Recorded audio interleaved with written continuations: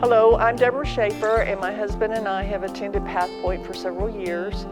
I just want to tell you how God took care of us and our family in 2020. Only one member of our immediate family ever got sick, and it was probably the one person who was in the best health and the best equipped to get over it, and she did. In about 2 weeks, she was fine.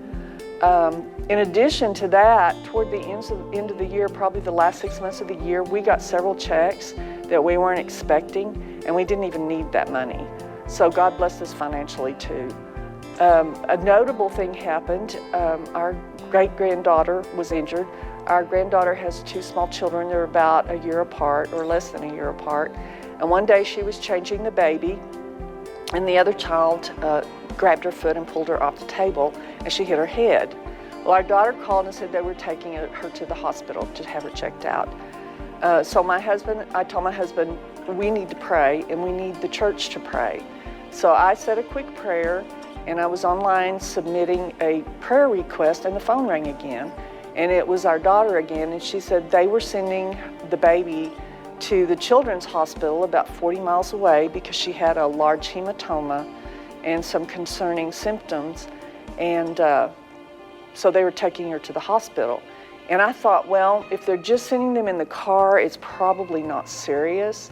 If they're sending them by ambulance, it's probably pretty serious. So I asked, and they said, well, they were sending her by ambulance. Well, I prayed again, and we went on about our business, and we were getting ready for bed. And we got a text from our daughter, and she said they had arrived at the hospital. She said, prayer is working, keep praying. She seems like she's getting better. So we went ahead and went to bed, and I tried to pray again, and I did. But I wasn't real worried about it. I just couldn't get concerned about it. And I kept thinking, they're going to tell her she'll be fine. Just take her home and watch her for a few days.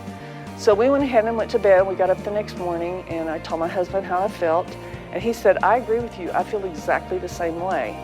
So again, we went on and did the same things we usually do. And at lunch, our granddaughter called, and she said that they had just left the hospital, that the doctor told them that they had done their own CAT scan, and the hematoma wasn't nearly as bad as the first hospital had said that it was, and that they should just take her home and watch her for a few days, and she'd probably be fine.